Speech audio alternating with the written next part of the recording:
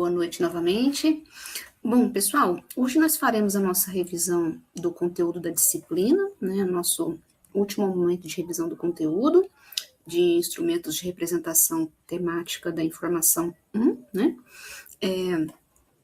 Eu vou, até ao longo da fala também, trazer alguns materiais complementares para estudo. Ao longo da nossa disciplina, nós tivemos ali um conteúdo que estava principalmente guiado pelo texto base, né? O nosso texto base, quando vocês acessam, se percebe ali de início que ele tem um cuidado de falar muito da perspectiva de processos, para depois começar a aprofundar um pouquinho no aspecto mesmo da classificação bibliográfica, né? Então, todo o recorte que foi feito no texto base trabalhou com isso. Nós temos uma unidade para trabalhar com sistemas de organização, falamos isso um pouquinho na aula de revisão, né? E vou só retomar aqui brevemente, né? Porque é uma coisa que vocês vão ver ao longo também de outros materiais da disciplina de vertente temática, né? Isso na próxima que vocês vão estudar tem isso, né? Um pouco da menção a SOX, que é a disciplina de análise da informação, e também na instrumentos de representação temática 2. Então, quando se fala em SOC, em sistema de organização do conhecimento, a ideia é que a gente está trabalhando com estruturas que nos permitem organizar o saber produzido, publicado, né? Além do livro base, vocês percebem que existe uma menção a sistemas de organização do conhecimento para tentar explicar um pouquinho do processo em si, que é a representação temática, tá? A dita RT, ou a descrição do conteúdo. Então, a associação para essa disciplina é com o sistema de organização para fundamentar o processo de representação temática, representação do teor dos documentos. Quando a gente vai trabalhar com classificação, ele é um dos processos, né, de representação de assunto, a gente tem outros, mas ele é um dos processos que se dedicam a isso. E aí, quando vocês voltarem ali ao texto base para fazer essa revisão, podem, inclusive, com essa percepção, né? A representação temática vai agregar outras atividades, mas para essa disciplina a gente está enfatizando pontualmente o ato de classificar. E aí, tentando conhecer um pouquinho dessa perspectiva de sistema de organização e de representação temática, a literatura de biblioteconomia, de ciência da informação, ela acaba perpassando por uma conjuntura histórica, né, que é interessante também que o texto base aborda, e alguns dos textos que eu trouxe como complementares também vão mencionar. Quando vocês estão estudando essa abordagem em classificação, um dos pontos fundamentais que faz essa conexão é justamente esse histórico. E o que dá conta desse histórico? Nós temos aí uma conjuntura bastante tradicional de desempenho de certas atividades, de processos em bibliotecas, em sistemas de informação, e a gente tem isso de longa data. Mas se vocês forem perceber ali pela leitura dos textos, de início a gente não tinha ainda muita sistematização, né? Então, muitos dos teóricos aí da nossa área vão dizer de alguns esforços para representar, para tratar, para organizar os documentos nas bibliotecas, mas ainda sem muita sistematização disso. E aí é importante a gente salientar que quando a gente está falando de um cuidado de organizar, existe, portanto, uma conexão muito próxima dessa prática de distribuição das obras de uma biblioteca conforme os seus assuntos. Então, mesmo antes da gente ter aí os sistemas de classificação para que esses acervos fossem ordenados, a gente já tinha realmente algum tipo de divisão que se estabelecia. Mas, como vocês puderam perceber, não era tão pontual, então os livros tinham ali uma ordenação que era muito bem conduzida ali, considerando o princípio mesmo de distribuição física na biblioteca, digamos assim. Então, isso dificultava com que esse acervo expandisse, que a gente tivesse ali uma condição de manuseio devido, tá? Então, assim, falar de classificação é também falar desse aporte que vem lá de trás, de primeiros esforços no sentido realmente de distribuir os livros na biblioteca, mas principalmente pela localização no espaço físico, porque a gente ainda não tinha uma associação com números, tá? Então, por isso que vocês vão ver muito falar da classificação que de início começou sendo mais filosófica, dizemos assim, na área, depois ela foi se tornando mais bibliográfica, né? E aqui tem um ponto também que conecta esses dois conceitos. A classificação de teor filosófico, ela era mais uma distribuição das áreas, era como o conhecimento era percebido. Então, a tentativa que se fazia era principalmente de dar nome às coisas, aos objetos, segmentar a realidade mesmo ao nosso redor. Muitos dos esquemas que nós tivemos nesse momento foram feitos por filósofos, então se fala muito em classificação de origem filosófica. Então, os filósofos tentavam abordar ali a realidade como estava naquela ocasião e iam segmentando em áreas, em sub-áreas fundamentais. Depois que a gente começa a ver realmente aquele esforço de criação de sistemas para aplicação à organização dos acervos em bibliotecas, sistemas com caráter decimal de arranjo, modifica bastante, porque aí cada livro passa a ser associado a um número, e aí a gente passa a ter as classificações bibliográficas. Mas veja que é uma transição assim, né, que eu estou fazendo um resumo, ela levou um tempo considerável, né? Vocês perceberam ali que a CDD, que o sistema criado ali pelo Dewey, teve lugar por volta ali dos anos de 1876. A gente tem o sistema CDU por volta ali dos anos de 1904, 1905. Então, até a gente chegar nesse patamar desses sistemas se tornarem, digamos assim, condições para organizar os acervos de bibliotecas, o anterior foram esses esquemas teóricos, tá? Então, assim, é importante dizer da classificação como uma perspectiva historicizante, principalmente por essa conjuntura. E também, né, em toda a teoria da classificação que vocês estudaram, é importante mencionar que a gente tem uma condição realmente que vai evoluindo ao longo do tempo, considerando principalmente os suportes de informação. Então, na verdade, até a gente ter uma biblioteca como conhecido por nós hoje, levou também um tempo, né? Vocês estudam em outros conteúdos, em disciplinas aí paralelas, as questões relativas à organização do conhecimento e também aos registros do conhecimento propriamente dito. Então, na verdade, até para falar de classificação, de organização do conhecimento, é preciso lembrar desses registros. Então, o que eu estou querendo dizer com isso? De fato, perceber que existia uma evolução também nos suportes de informação, no modo como a informação era registrada. Alguns teóricos do nosso campo dão conta até dessa questão da informação, que durante muito tempo ela era uma informação transmitida de forma oral. Então, na verdade, a gente não tinha tudo registrado.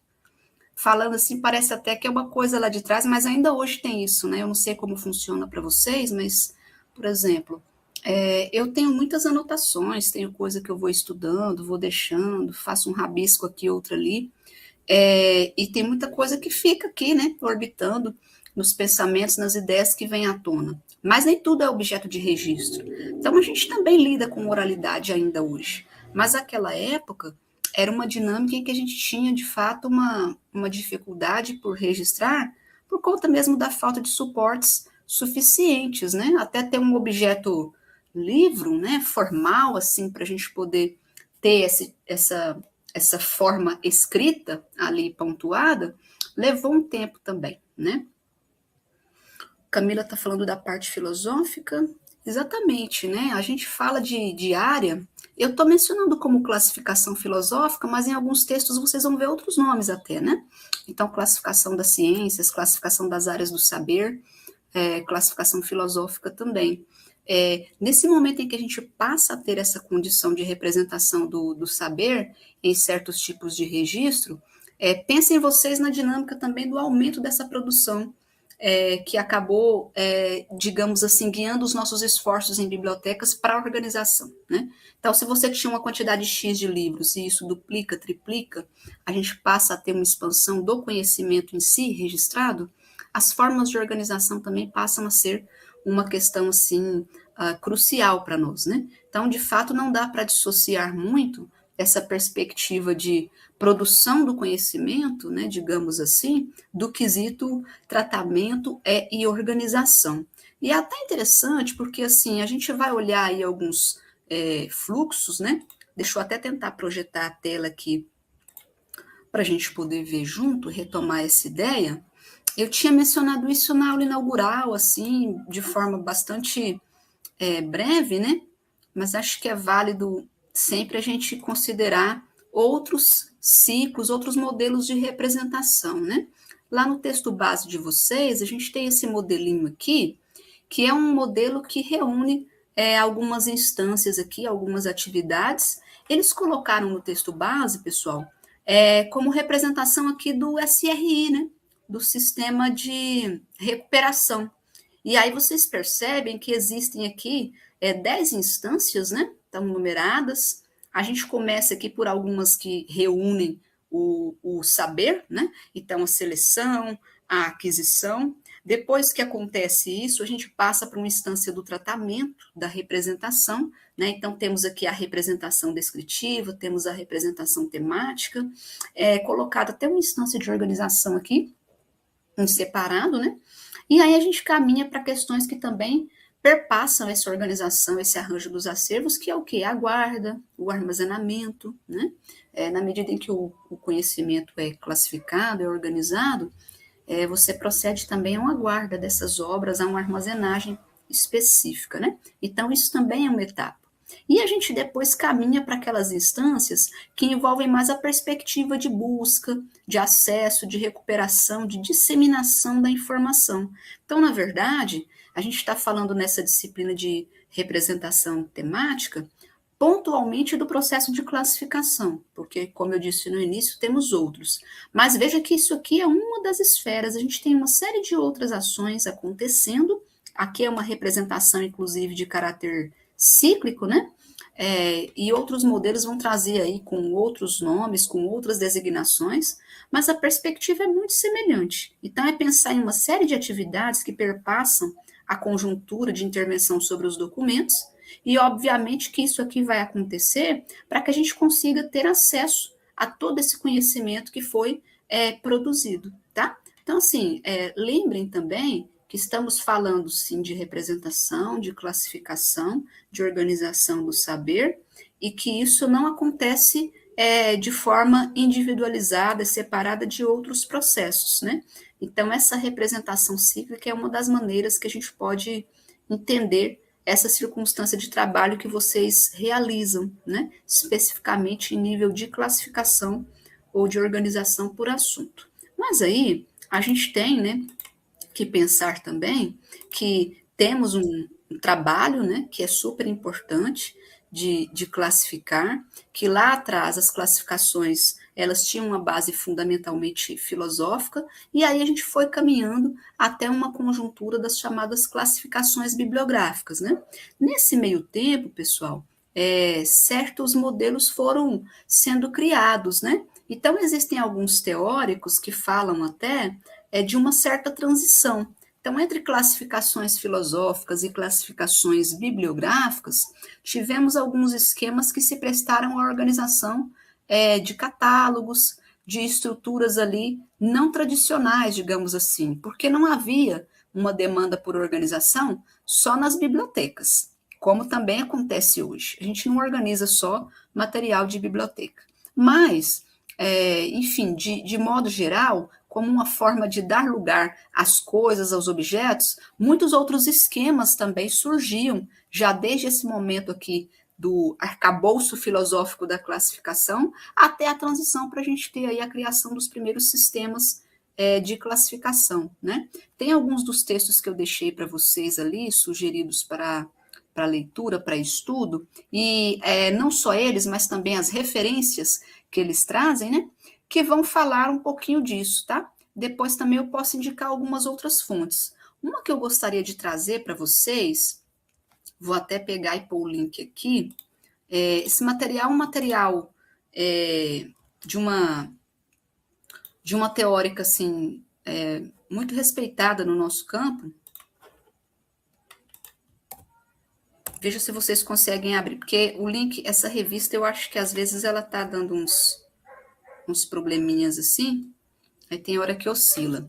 Mas é um material que trata de marcos históricos, né, da organização do conhecimento. Esse texto, ele é um texto que tem assim um cuidado de mencionar um pouco desses aspectos que eu estou trazendo para vocês, né, do histórico que acompanha a classificação, a organização do conhecimento como um todo. E ele é um material que ajuda muito nesse tipo de compreensão, né, porque a gente vai olhar os nossos processos, as atividades que acontecem no nosso campo, e às vezes dá a entender que aconteceu tudo muito rápido.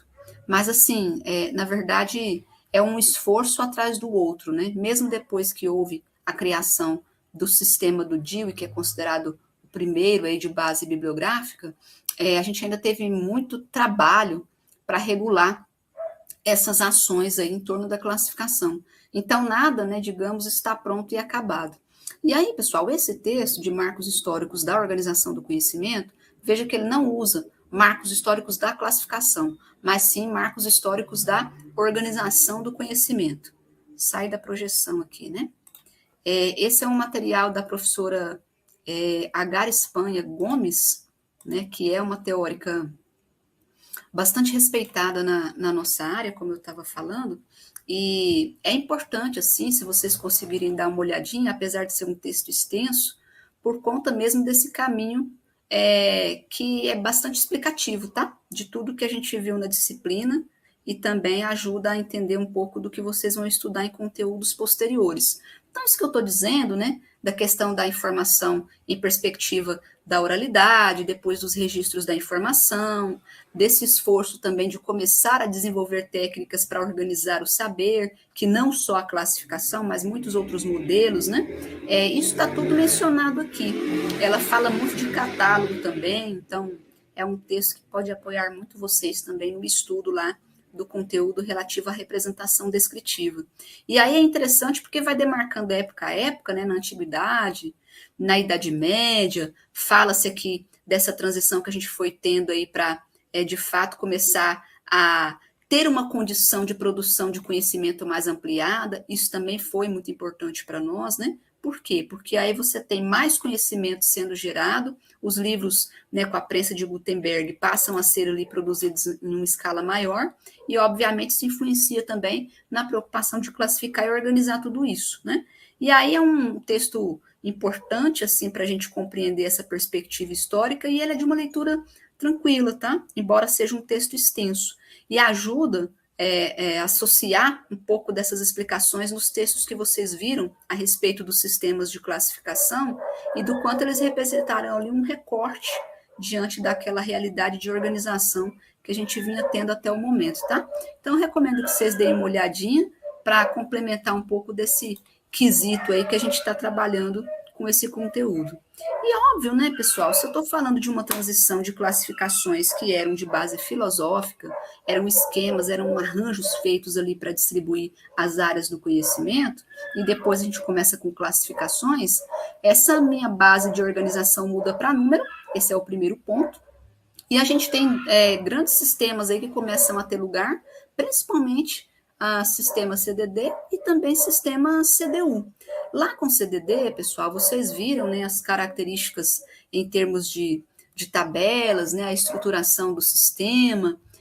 O Dewey, quando criou o seu sistema de classificação, ele trouxe, né, uma contribuição para o campo e ele acabou sendo aí, digamos, um sujeito que foi bastante sagaz, né, nessa distribuição dos assuntos, nessa contribuição à área, porque ele trouxe ali as vertentes de assunto, né, como a gente viu ali mencionado, e essas vertentes distribuídas ali por classe e subclasse. Então, se vocês forem aí ao sistema de classificação do Dewey, vocês vão ver uma árvore do conhecimento, né? O que acontece com a gente quando a gente acessa essa estrutura do sistema do Dewey? A gente tem aqui um olhar para um sistema, para uma estrutura, ela é uma árvore hierárquica, tá? Não esqueçam disso. Deixa eu voltar a projeção aqui que eu saí. Então, estamos aqui no WebDewey. É uma estrutura hierárquica. Então, sempre que a gente está no esforço de classificar com CDD, temos as classes aqui que vão de 0 a 900 e aí eu consigo organizar considerando os assuntos, os temas e subtemas aqui arranjados, né? Então, como a gente chegou a ver em outros momentos, se eu tenho que classificar, sei lá, alguma coisa que está associada à área de física, por exemplo, a física, dentro do sistema do Dewey, está aqui dentro do 530, que por sua vez está associada ao 500, né, as ciências. Mas às vezes, na minha classificação, o 530 não me serve, né? Ele é um número aqui para representar, para classificar física. Só que eu tenho temas vinculados a ele, eu tenho subtemas, né? Sempre a gente tem uma conjuntura hierárquica. Então, estou partindo de assunto maior para assunto menor. Se eu classifico ciências, o 500 me serve. Mas se é um livro, se é uma obra sobre física, seria o 530. Agora, pode ser que seja algum assunto específico dentro da física.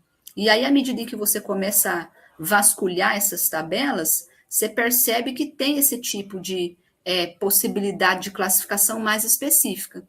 Então, eu tenho que classificar um livro, sei lá, sobre teoria da relatividade. Aí não é só o 530, é o 530.11, tá? E assim sucessivamente. À medida que a gente avança, a gente vai tendo aqui as subdivisões para esses diversos assuntos. Então, assim, via de regra, eu estou em uma estrutura que é hierárquica, que me permite fazer uma classificação por assunto, considerando ali o assunto das obras, mas mais do que isso, esse é um sistema que ele me permite fazer o arranjo do saber, considerando essas classes aqui, que são as classes principais, tá? Então, no caso do Dewey, nós temos tudo preenchido, né, pessoal? 0, 100, 200, 300, 400, 500, 600, 700, 800 e 900, tá? O mesmo não acontece lá com o sistema CDU, tá? Base na CDD, mas que tem algumas diferenças, né? O que muda? Principalmente o fato da gente ter aqui um número para classificar as obras. No Dewey, sempre de 3 em 3, lembrem disso, tá? São sempre de 3 em 3 números. 100, filosofia, 200, religião, 300, ciências sociais. Aqui, com CDU, eu tenho uma classe representada por um número só, que já me permite fazer a classificação. Então, esse é um dos pontos aí que distingue a CDU da CDD, tá?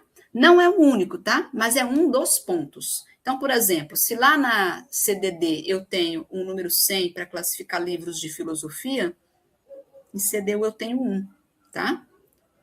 Se lá é 200 para religião, aqui em CDU é o 2. Ah, mas é igual, professora? É basicamente uma árvore bem semelhante à da CDD. Mas a gente tem essas distinções a começar das classes, tá? Agora, se eu for classificar dentro dessas temáticas, aí esses números vão surgindo aqui em maior número, tá? Mas com CDU, sim, eu posso ter uma classificação que tenha um número só. Se tem um livro de religião, pessoal, na CDD vai ser 200. Lá na CDU vai ser 2, tá? Por quê? Porque CDD exige sempre de 3 em 3 números. Em CDU eu posso ter um número só, um algarismo só, tá bom? Só para vocês irem associando um pouco dessa distinção.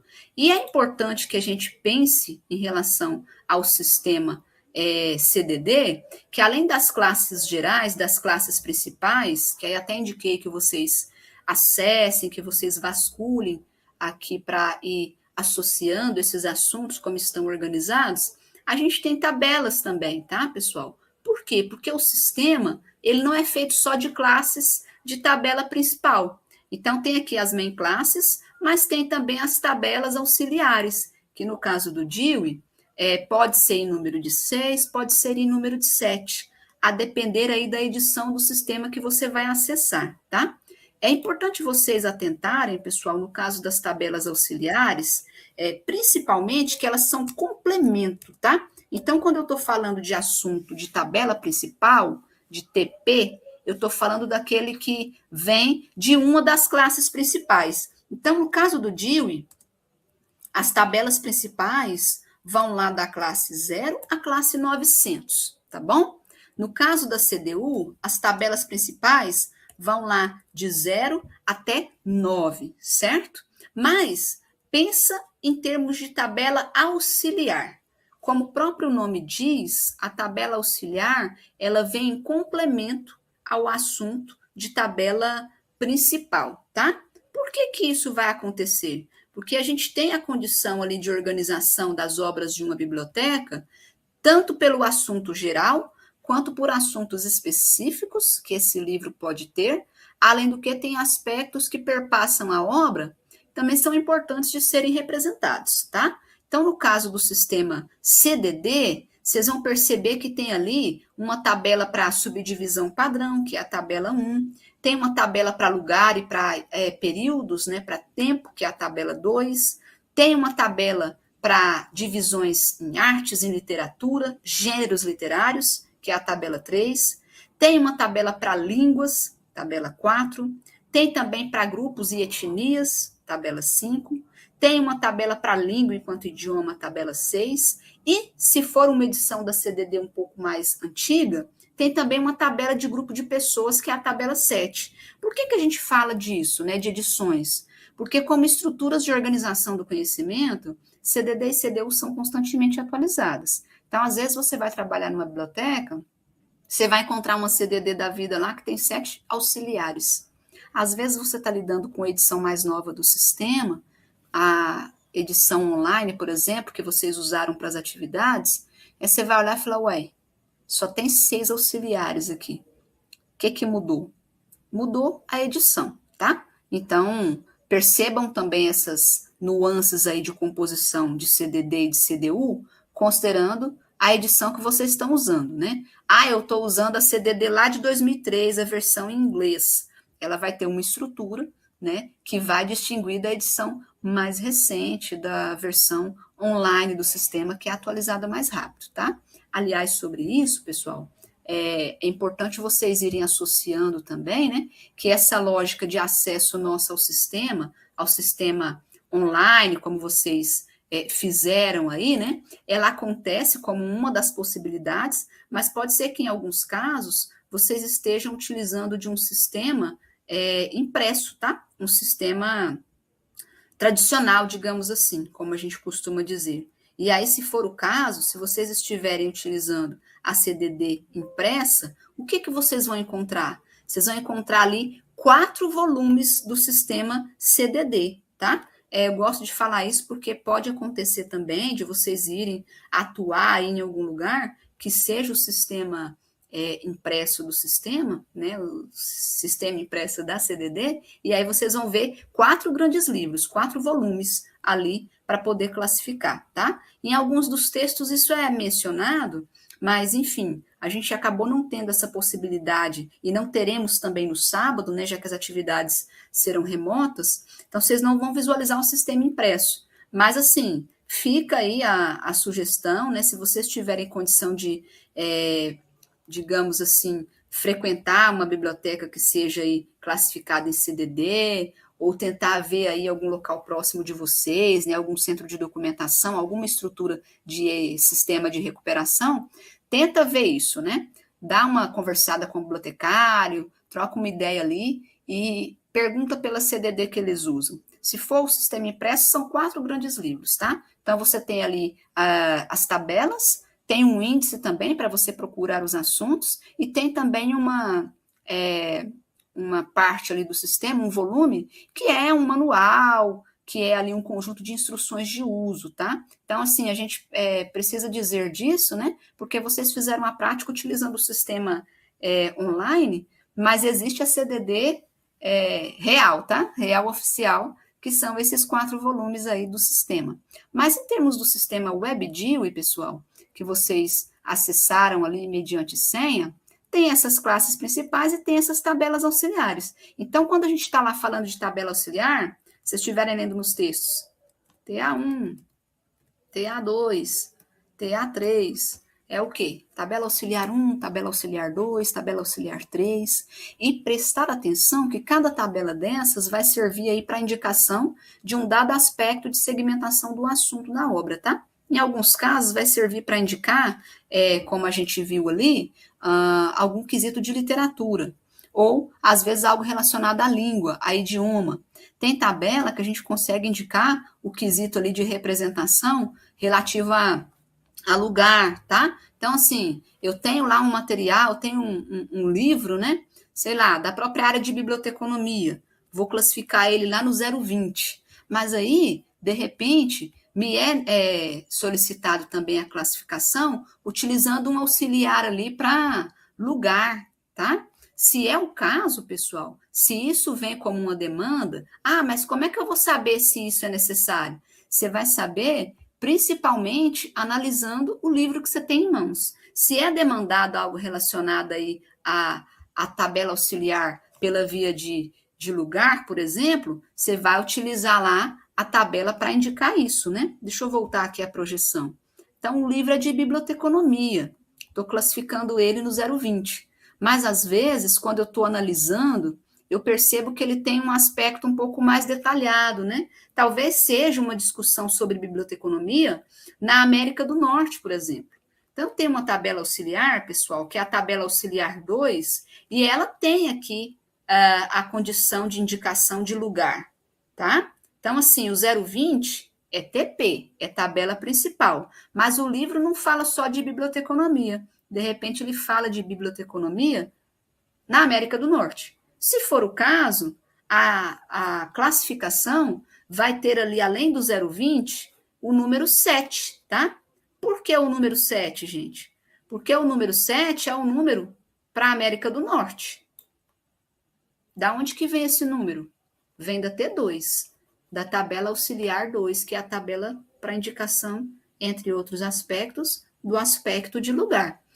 Não, professora, não é só a América do Norte, ele fala de biblioteconomia no Canadá. Qual o número de Canadá? 71, tá?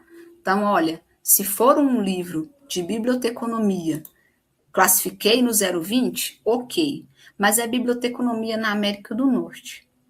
Aí já não é só o 020, aí eu tenho que trazer o 7 como um número complementar ali, tá? Mas não é só América do Norte, ele especifica a biblioteconomia lá no Canadá. Então, a gente tem que ter o cuidado de trazer essa indicação aqui. O Canadá, no caso, é o 71 que a gente viu, não foi isso?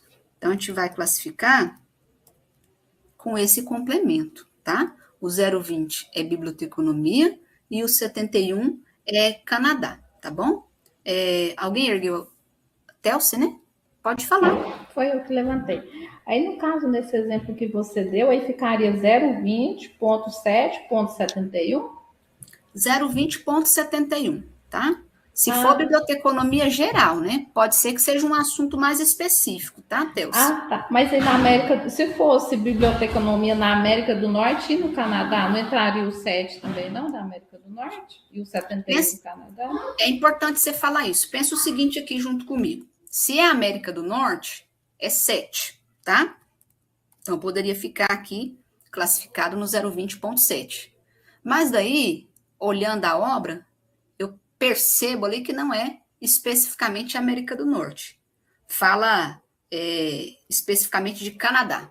Canadá é um país que fica nesse continente, a América do Norte. Aí, no caso desse exemplo que a Telce trouxe, ao invés de usar só o 020.7, a gente põe aqui o ponto 71. Por quê? Porque é mais específico, tá? Canadá é mais específico que a América do Norte. Ele é um país que está nesse continente. Então, aí a Telce falou assim, mas a América do Norte e Canadá. Qual que é mais específico? Canadá. Se o livro, a obra que você está analisando, fala de biblioteconomia no Canadá, então aí é o 020.71. O que vai determinar isso, pessoal? O que é importante a gente falar? Na medida em que vocês estão fazendo ali a classificação, vocês vão perceber que tem a condição ali de indicação do assunto, né, por um número decimal, seja em CDD, seja em CDU, e o grande determinante para isso, o assunto do livro, tá? Então, olha, biblioteconomia, entendi, olhei aqui, é esse o assunto. Mas não é só isso. É num país específico, como o Canadá. Aí tem que vir a tabela auxiliar, que no caso seria a tabela auxiliar 2, a TA2. Mas tem outros auxiliares além desse. Mas no nosso exemplo hipotético, para Canadá, aí viria esse número aí, tá? Deixa eu ver aqui o chat, porque ele andou um pouquinho, às vezes é relativo a isso.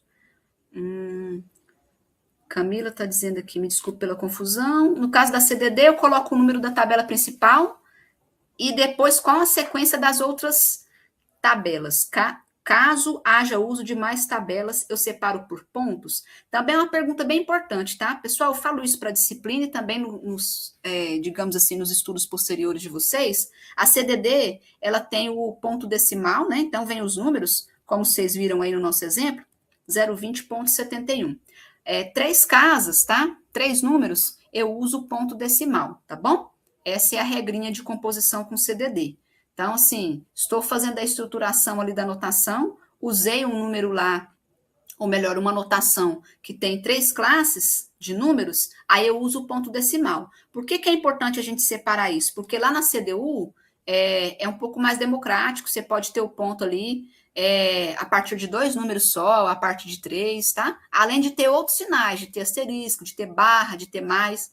Mas com o CDD, 3 números, ponto decimal, tá? A CDD não tem sinais. Gente, se cair em concurso, se cair até na nossa provinha, tá? Na nossa atividade no sábado aí, os sinais da CDD. Veja, o único sinal que a CDD tem é o ponto decimal, tá bom? Então, vocês vão separar as classes de assunto pelo ponto, ok?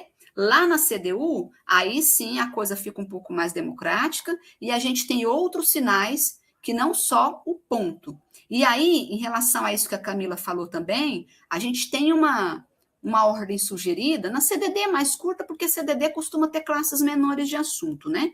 Mas, assim, procurem sempre lembrar de classificar primeiro com TP, com tabela auxiliar em segundo plano, tá? Então, sempre TP primeiro, sempre assunto principal de 000 a 900, e depois vem os auxiliares. O que a teoria da CDD nos orienta? Quando a gente tem mais de uma tabela auxiliar, você tentar priorizar primeiro o aspecto de lugar, depois o de tempo e depois o de forma, tá? Então, nessa ordem, eu classificaria o quê? Primeiro com tabela auxiliar 2, depois com tabela auxiliar 1, que é a tabela para aspectos de forma do documento. Então, por exemplo, é biblioteconomia no Canadá, e de repente ele está numa forma específica, né? Deixa eu até pegar aqui, que eu saí da projeção de tela. Às vezes a gente tem que classificar, e o livro tem todos esses assuntos. Além de ser 0,20 da biblioteconomia e de ser também 71 Canadá, às vezes ele tem aqui alguma especificação para forma. Forma, pessoal, é a tabela 1, tá? Não sei se vocês viram aqui o caminho que eu fiz, deixa eu voltar lá. Tabela 2 está aqui, T2. Foi onde a gente acessou agora mesmo ali e pegou o número de Canadá, tá? Vim aqui na tabela. Ela é uma tabela para áreas geográficas, para períodos históricos também, né? E aí dentro dela eu tenho o quê? Eu tenho as condições de subdivisão padrão, eu tenho aqui períodos históricos, eu tenho regiões do planeta em geral, eu tenho continentes, países, olha aqui, ó. É isso que eu estava buscando o Canadá. Então, eu acessei aqui, tá? Esse último intervalo. Quando eu abro ele, tem aqui o mundo antigo e tem o mundo moderno. Quando vocês vão aqui em mundo moderno, pessoal, ele traz já aqui os continentes. Europa, Ásia, África, América do Norte, do Sul, tá? Então, dependendo do país, eu vou classificar um livro aqui, vou indicar, sei lá, a Itália, vou indicar a Inglaterra. Não, é um assunto relacionado lá a um país, não sei, como a Rússia. Então, continente europeu está aqui no 4. É continente asiático? Está no 5. África, 6. América do Norte, 7. O Brasil, pessoal, América do Sul, tá? O Brasil está aqui no 8. Mas veja que nós não estamos sozinhos, né? Então, tem aqui o 8 para a América do Sul e tem os países. 81 Brasil, 82 Argentina, 83 Chile e assim vai.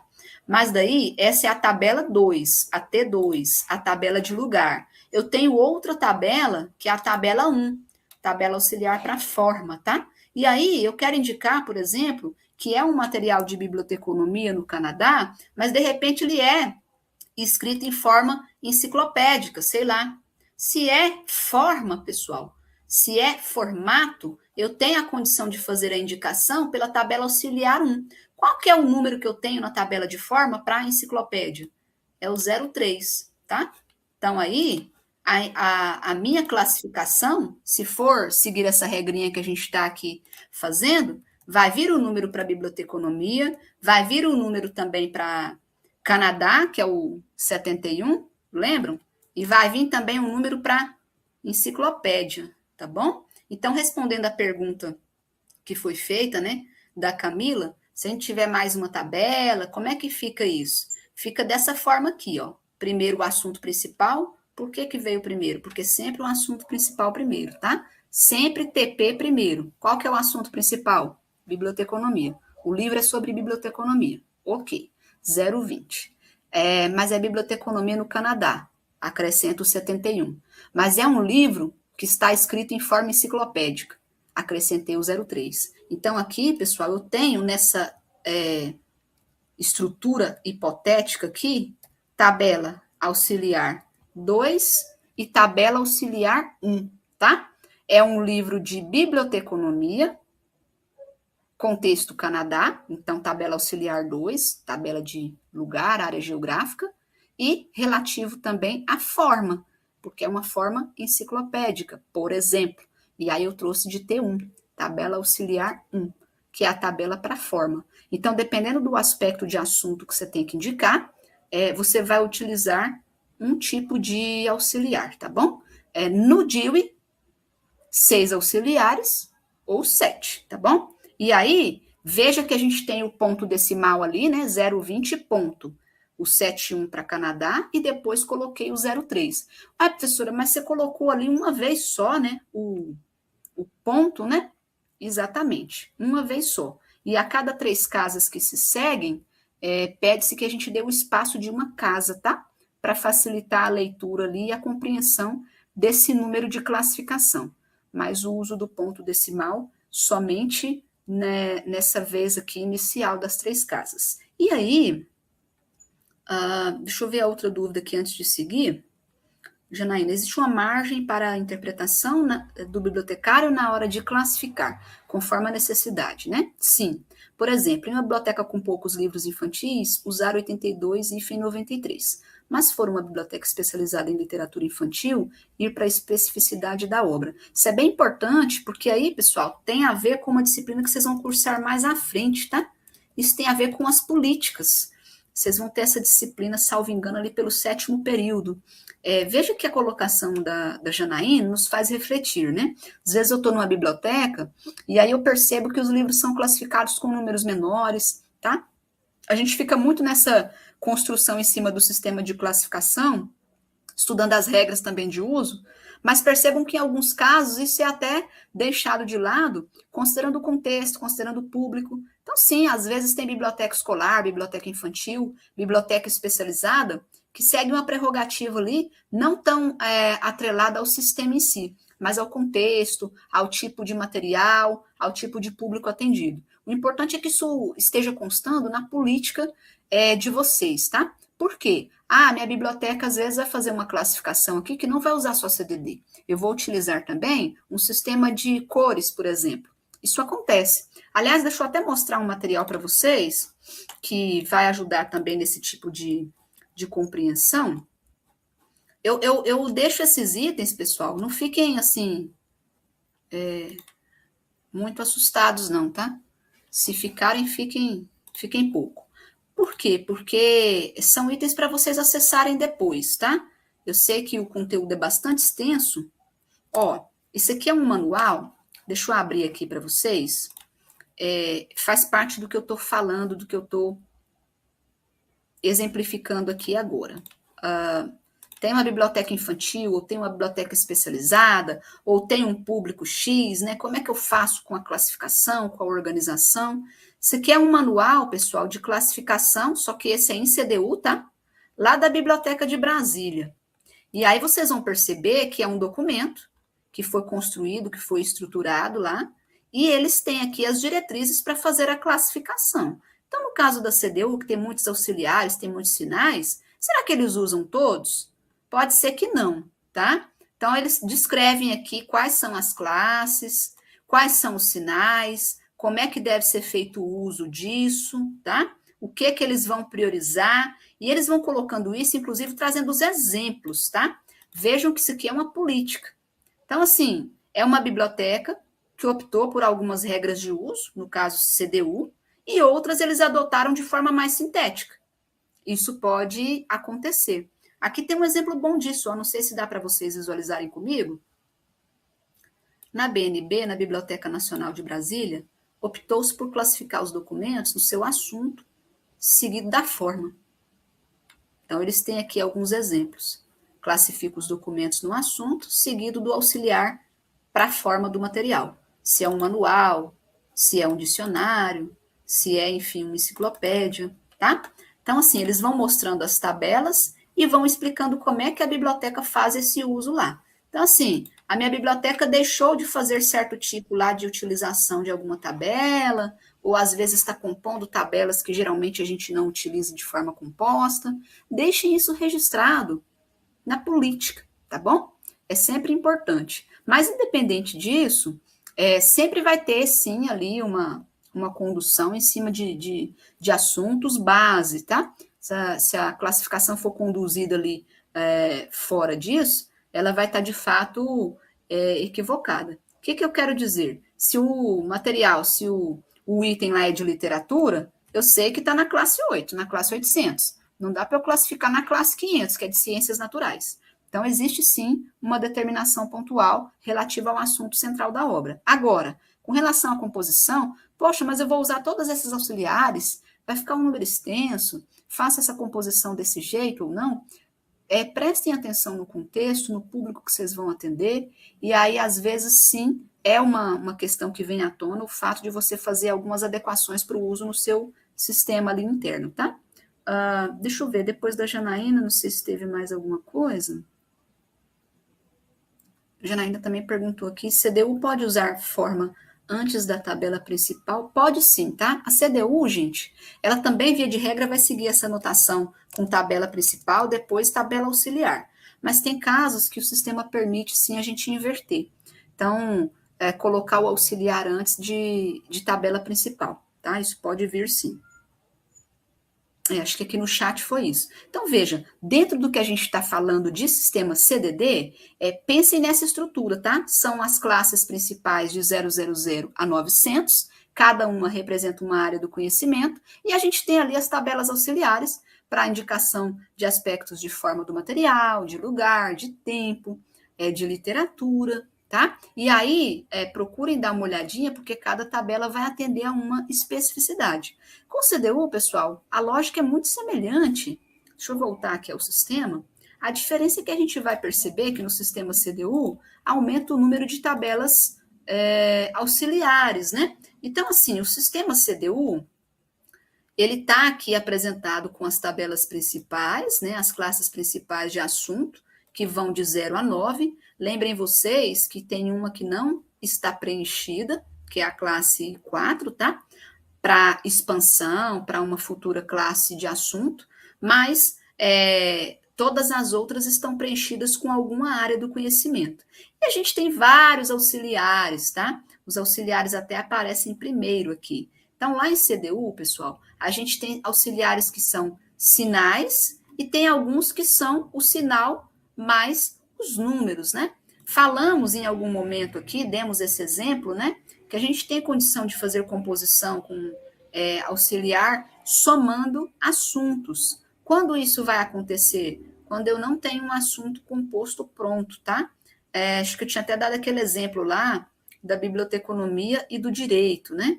Se eu tenho assuntos, pessoal, que são assuntos coordenados, estão no mesmo nível, eu vou usar esses assuntos e vou fazer literalmente a soma deles, tá bom? Então, se é um livro, se é um material que trata de biblioteconomia e de direito, eu vou lá classificar no número da biblioteconomia e no número do direito e vou fazer a soma com o sinal de mais, que é da tabela auxiliar 1A, tá bom?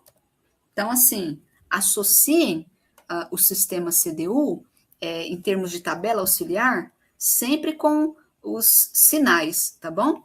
Às vezes cabe para nós, pessoal, uma dada forma de classificação, que ela é feita ali compondo só com o sinal, com a tabela auxiliar que traz apenas o sinal, e às vezes vem à tona ali uma construção que reúne também os números, tá?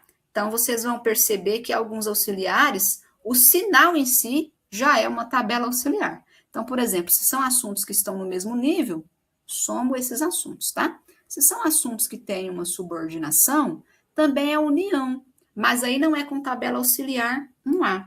Aí aqui já entra a tabela auxiliar 1B, certo? Principalmente utilizando 2 pontos.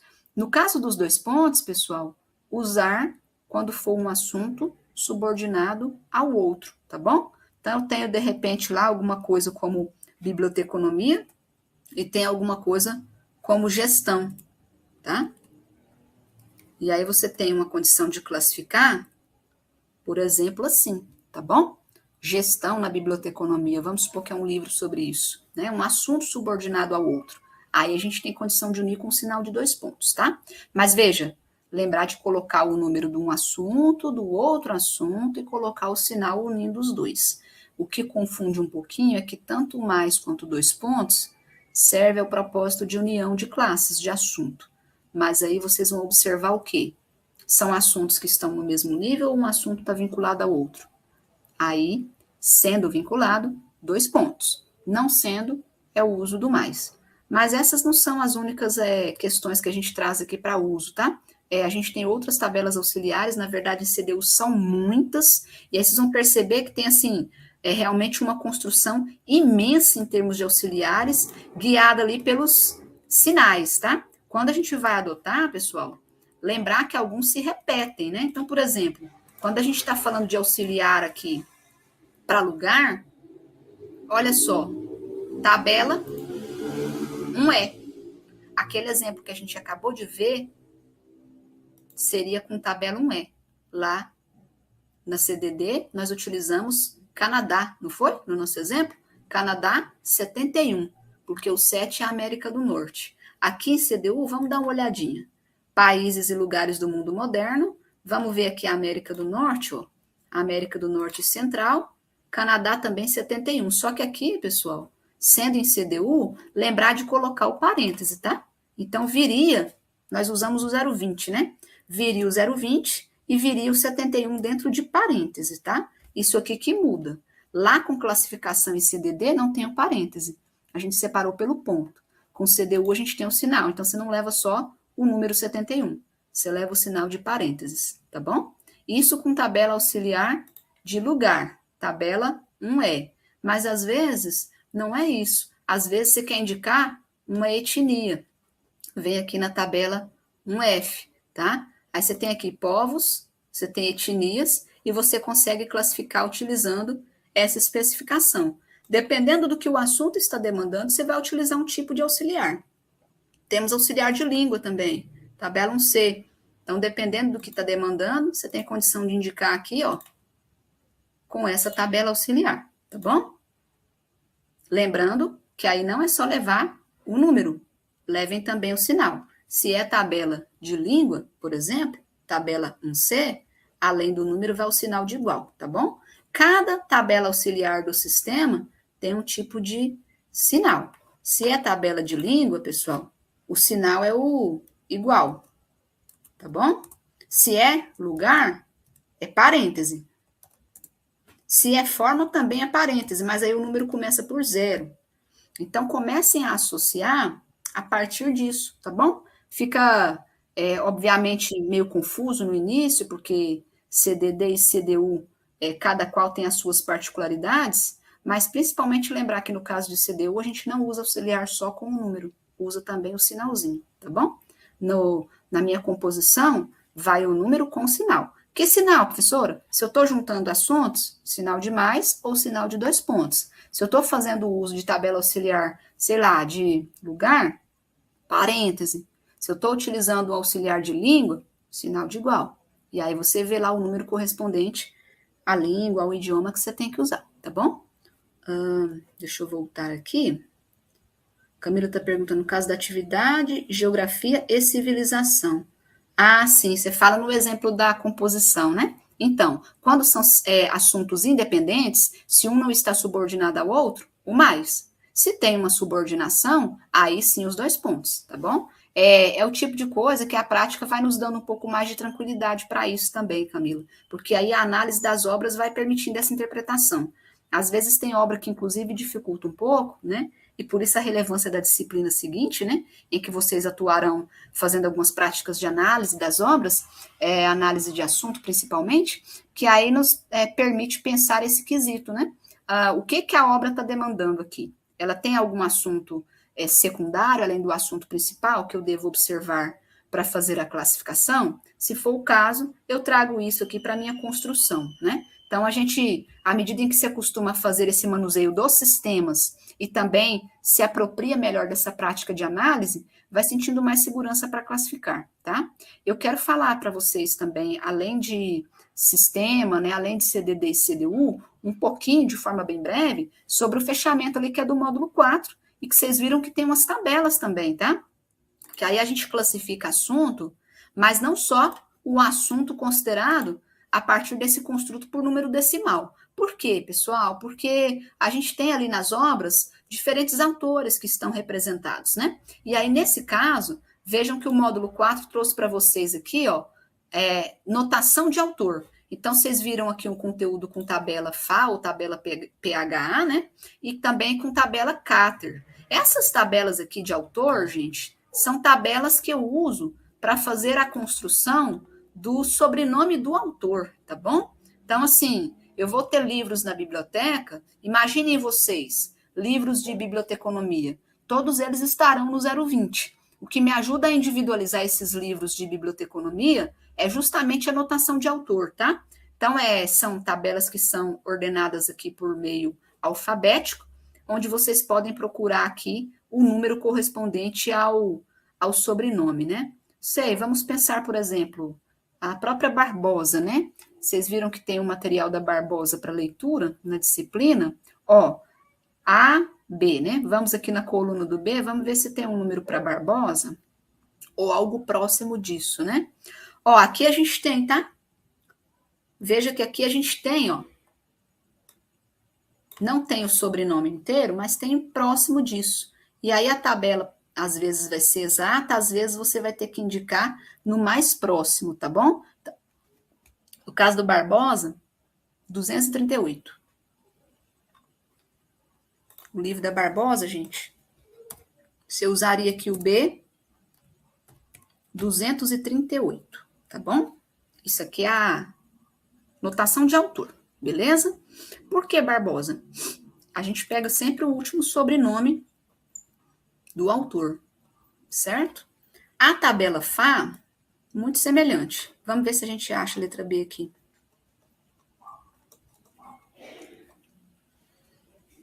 Letra B.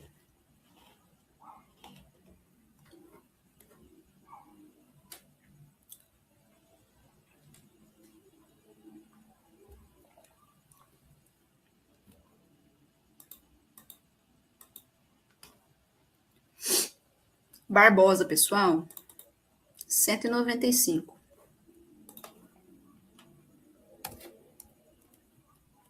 B, 195. O que é isso aqui? Notação de autor me ajuda a individualizar a obra. Então, se é um livro de classificação escrito pela Barbosa e eu estou fazendo a notação de autor com tabela Cater, o número para o sobrenome dessa autora, que é Barbosa, é o B238 aqui. Se é com tabela FA, tabela PHA, como alguns dizem, é o B195, tá bom? Isso aqui, pessoal, vai vir junto do número de classificação. Então, hipoteticamente, é um livro classificado no 020, vamos colocar assim, e junto disso, logo abaixo, eu tenho a anotação do autor. Por quê, pessoal? Porque eu tenho vários livros classificados ali no 020, mas o B238, é aquele livro específico da Barbosa. Isso vai aparecer na etiqueta do livro. Isso vai aparecer também no catálogo, tá bom? Então, quando vocês estiverem lá fazendo a classificação, além de classificar com CDD ou com CDU, lembrar de classificar e ordenar a notação de autor. Se é Barbosa, o sobrenome da autora do livro é Barbosa, vai vir o 020, classificando o livro em biblioteconomia, e vai vir o B238, que é um número retirado dessa tabela ali para o sobrenome Barbosa, né? Mas vejam que nem sempre tem o Barbosa completinho. Se não tem, você usa o mais próximo disso, tá bom? Deixa eu ver se teve pergunta aqui. Bruna falou que não conseguiu usar a tabela Fá, né? Você achou esquisita a carinha dela? A tabela, pessoal, deixa eu tentar projetar aqui novamente. Olha só, quando vocês estiverem fazendo uso da tabela, a tabela Fá, essa edição que eu disponibilizei para vocês, ela tá assim, na forma do livro, né? Você tem uma navegação alfabética aqui, ok? E aí lembrem, quando vocês forem vasculhar aqui, que aqui em cima vai ter as letrinhas, ó. Então, aqui estão sobrenomes com a letra B, com a letra C, e aí você vai avançando na tabela, você vai vendo outras letras. Depois D, depois F, uma ordenação alfabética, tá? Ah, o sobrenome que o autor tem lá do livro é Fernandes. Ó, tem um número para Fernandes aqui, ó, que é o 398. Mas aí vocês precisam atentar que essa versão aqui do sistema para anotação de autor, ele tem aqui a coluna dos sobrenomes, né, as letrinhas dos sobrenomes, e tem um número no meio. Então, ele vai servir para os dois, tá? Tem algumas edições que é em 3 colunas, enfim, observem isso. Ah, o autor é Fernandes, o sobrenome. Então, aí você coloca essa anotação de autor com a primeira letra do sobrenome, que seria o F, tá bom? O Fernandes é o 398. Aí você coloca o 398 aqui, tá bom? E lembrar também que no caso da anotação de autor, pessoal, a regra pede que a gente coloque ali também a primeira letra do título, tá bom? Então, sempre é uma questão que a gente também precisa trazer. Ah, o livro do Fernandes, sei lá, é sobre história da biblioteconomia, hipoteticamente. História da biblioteconomia, o título. Qual que é a primeira letra do título? H, tá bom? Então, o F do Fernandes, 398 o número para Fernandes, e o H, que é a primeira letra do título, tá? Isso aqui é uma coisa que vocês vão fazer outras atividades de fixação nas próximas disciplinas. Eu peço que vocês também tentem observar muito isso nos catálogos de biblioteca, para irem tirando as dúvidas, tá? Mas é só para vocês atentarem que a classificação não é só o número de CDD ou de CDU, ela também é a composição de notação de autor, tá? E isso foi principal, digamos assim, principal aspecto para ajudar a separar as obras, porque a gente tinha, de fato, muita coisa classificada nos mesmos assuntos, e com notação de autor, a gente começa a individualizar. Até peço vocês que deem uma olhada no sobrenome de vocês. Quem tinha falado mais acima lá foi quem? Foi a Bruna, né? A Bruna tá aqui, eu não sei se é o último, depois você pode até me confirmar, Bruna. Tá Bruna Vieira, não sei se Vieira é seu último sobrenome. Dá uma olhadinha qual que é a sua anotação lá. Se for o último sobrenome, o Vieira, dá uma olhada se tem um número para Vieira, tá? Para que isso? Quando a Bruna estiver fazendo o TCC dela, daqui a uns 2 anos, Bruna? 2 anos e pouquinho, né? Você vai fazer a sua ficha catalográfica, viu, Bruna? Os demais também, né? Porque vocês também estudam e aprendem a fazer ficha catalográfica lá na catalogação, na representação descritiva com a professora Luciana, né? Então, entre os elementos da ficha catalográfica, tem lá um número de classificação e tem também notação de autor. Então, a Bruna vai fazer lá a notação de autor do sobrenome dela, do Vieira, né? Se for o último sobrenome, né? Não, Silva, né?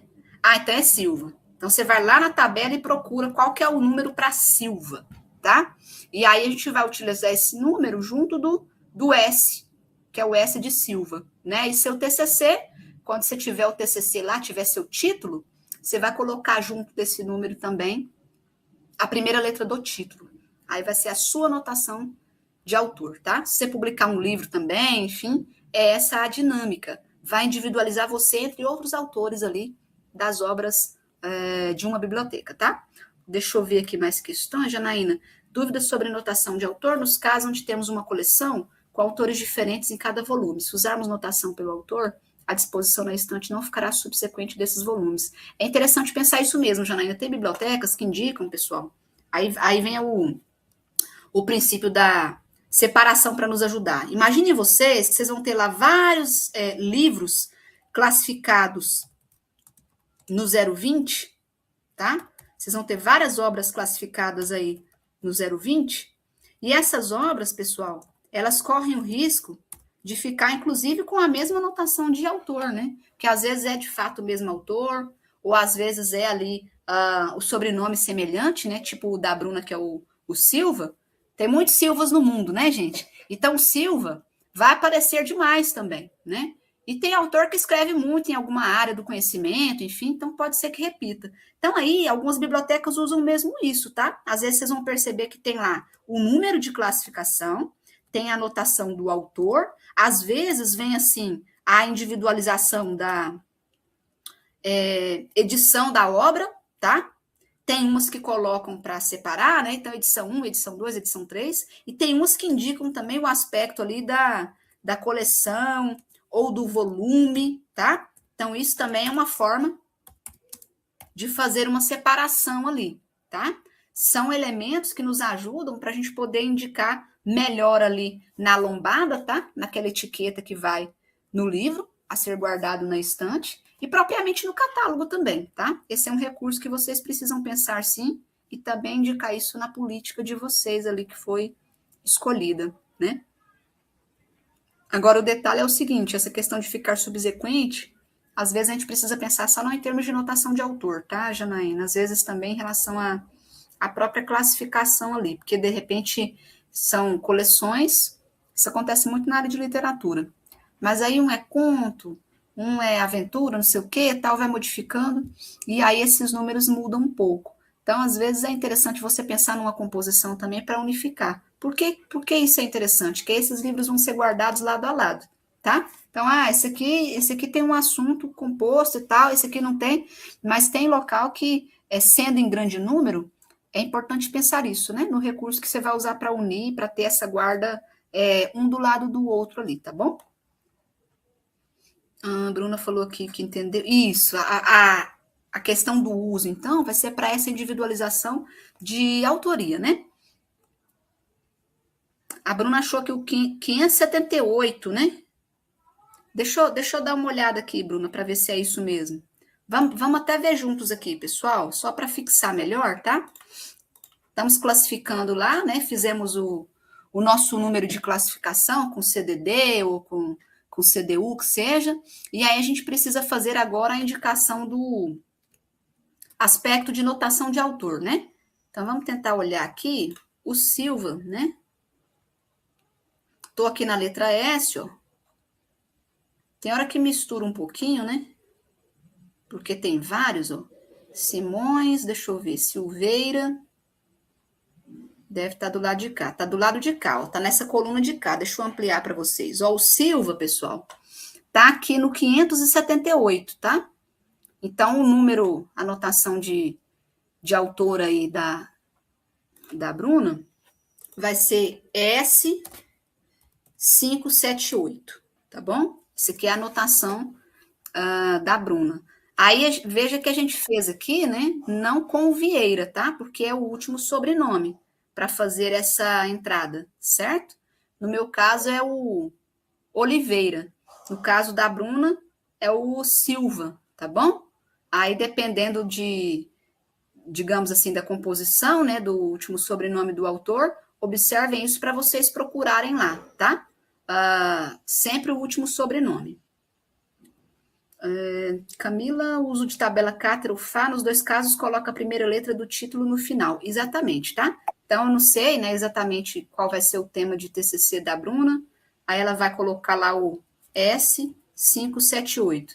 Mas vamos supor que o TCC dela é mais ou menos igual aquele livro hipotético lá, História da Biblioteconomia. Aí você coloca o H de história aqui. Essa aqui é a anotação de autor da Bruna, do TCC da Bruna, tá bom? Bruna, você queria falar? Professora, e esse número que tem do lado, nome que tem do lado, ele vai usar o mesmo número? Vai usar o mesmo número. Nessa edição aqui da tabela, ela usa, tem um número centralizado, e aí ele serve para as duas colunas, tá? Era essa que estava a minha dúvida quando eu tentei fazer o exercício lá. Então, o Uhum. Roche e o Silva é o mesmo número, né? Isso. E tem edição. Ah, eu saí do compartilhamento, né? Deixa eu voltar aqui. Tem umas edições, isso é muito comum, é mais comum até na tabela Cater, viu, gente? Deixa eu pegar aqui de novo para mostrar para vocês. Na tabela Cater, olha só para vocês verem, são muito mais colunas, tá? Tem várias. Aí tem hora que a gente até mistura um pouquinho aqui, né? Então tem aqui a coluna do A, a coluna do B, do C, do D, né? E aí, dependendo do que você está procurando, você presta atenção aqui em qual coluna você está se localizando, tá?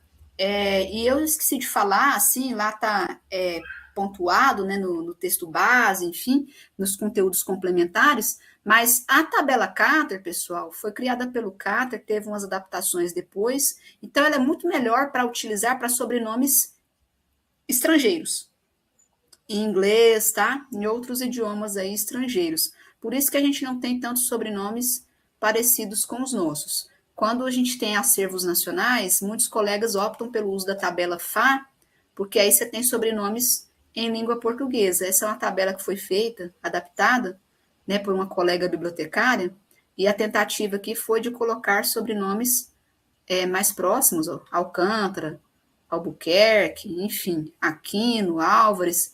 A tentativa foi de atender mais aos sobrenomes em língua portuguesa, tá? Ah, professora, eu vou usar a tabela FA, tabela PHA, eu vou utilizar a tabela Cater. Tem, às vezes, situações que você chega, isso já está dado, já está pronto, né? Já está em uso, mas se você for implementar uma biblioteca do zero, se for contratado para organizar um acervo pessoal, enfim, você vai ter essa condição de decisão, né? Eu penso que a gente precisa observar essas questões. Se vale a pena, por exemplo, a gente adotar uma tabela que esteja mais voltada para sobrenomes em língua portuguesa, sendo livros mais nacionais, ou em língua estrangeira, como é o caso da tabela Cater, tá bom? Isso é um dos princípios. Fora que a gente tem algumas bibliotecas, pessoal, vocês vão perceber que elas não usam nem tabela Cater e nem tabela FA. Às vezes elas usam lá as iniciais só. Então, no caso da questão que a gente estava fazendo aqui, poderia ficar assim, ó, TCC da Bruna, tá? A gente utilizaria 3 letras do sobrenome, o último sobrenome dela, e 3 letras do título, tá? O primeiro maiúsculo e o segundo em minúsculo. Então, ficaria o sil barra is, né? Seria a anotação de autor com as iniciais. Ah, mas aí qual que é o certo? Veja, pessoal, tabela Cater é uma possibilidade, tabela FA é outra possibilidade, e essa anotação alfabética também é uma possibilidade. Então, tem biblioteca que não usa nenhuma das duas tabelas que a gente deixou aí para vocês acessarem, mas usam sim a composição a partir dos sobrenomes ali e das iniciais do título, tá? Então, se vocês forem aos catálogos e encontrarem isso lá, não tem um número, a Laís falou que tinha um número tal, vai ter o número se for Cater ou se for Fá, mas alguns locais optam por utilizar só as iniciais também do sobrenome do autor e do título do livro, né? Então, lembrando, pessoal, temos uma base de classificação com CDD ou com CDU. No caso da CDD, as classes estão todas preenchidas. Temos tabela principal, temos tabela auxiliar, né? Em CDD são 6 ou 7 tabelas, a depender da edição que vocês vão usar, tá? Observem ali, tenham essa prática também. Acho que eu tinha até mandado para vocês lá um link.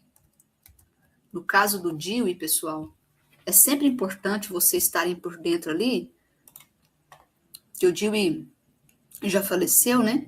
Mas acessem, deem uma vasculhada lá, porque também não é só a CDD, né, o único produto, né? Mas deem uma acessada lá, uma verificada no que eles oferecem para gente. E é bom também porque tem algumas coisinhas que eles deixam disponíveis ali para para a gente poder se inscrever, enfim. Tá aí o site, né? Acho que é sempre uma questão que fica, né? Porque você diz assim, mas como é que eu faço para me atualizar, então? Como é que eu vou verificar, né? Como é que o sistema está evoluindo? Olha, acessem para vocês ficarem por dentro, podem se inscrever nessa listinha aí, que eles têm algumas disponibilizações aí de material, né? Então, o detentor dos direitos está aí. No caso da CDU, a gente tem mais próximo da gente, né? Porque quem traduz é o IBICT. Então, acessem o site do IBICT lá, né? Acessem, verifiquem também as informações de atualização do sistema, enfim. Mas, assim, estejam atentos a isso também, né? Porque, às vezes, você vai ter que comprar o sistema, você vai ter que fazer uma negociação, você vai ter que verificar direitinho como acessar. Ah, fui contratado por uma biblioteca, estou trabalhando aqui e tal, tem que comprar a CDU. Tem que comprar CDD, como é que eu faço? Então, você vai ter que entrar em contato com essas instituições que detêm o direito dos sistemas, né? E recomendo que vocês vasculhem, que vocês acessem para ficarem por dentro das informações. Quem utiliza CDU, vez por outra eles estão divulgando alguns manuais para ajudar. Quem utiliza CDD também, faz parte da rede de bibliotecas, eles dispõem lá de uma série de informações, né? Então, é sempre válido a gente estar vasculhando também esses elementos aí que eles disponibilizam para a gente, além dos materiais tradicionais aí, né, bibliográficos que vocês leem nas disciplinas, né? Pessoal, um quesito final, assim, antes da gente fechar, né? No sábado nós teremos a nossa atividade ali de avaliação final, né? Estaremos na sala, né? Foi criado um link ali para vocês acessarem, para a gente passar algumas informações iniciais antes de vocês realizarem ali o exercício, tá? Então, procurem se organizar para estudar de hoje até o sábado, e no sábado vocês vão ter esse horário do vespertino ali, a partir das 13h30, né? Primeiro estaremos lá na sala, no RNP, para passar algumas informações gerais sobre o exercício, e depois vocês já ficam aí com a disponibilidade do exercício para realização, tá? No caso aí não será seminário ou nada desse tipo, será um questionário, né? Então, vocês já serão liberados em seguida para, após essas informações gerais aí passadas, realizarem a atividade, tá?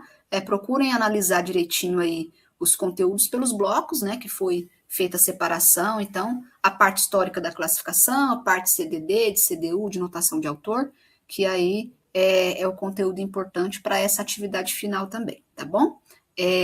Acho que passamos meio que por tudo ali que estava no chat, né?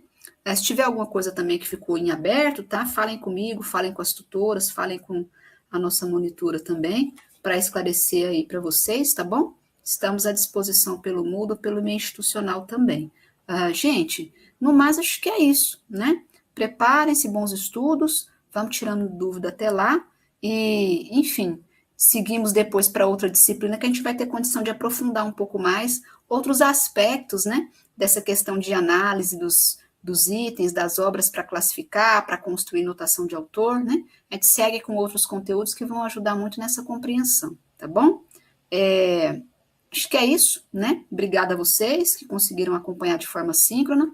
Obrigada ao Antônio aí pelo suporte aqui na sala, e seguimos em contato. Nos vemos no sábado às 13h30, tá bom, gente? Obrigada a vocês todos, ótima noite, bons estudos até lá, pessoal!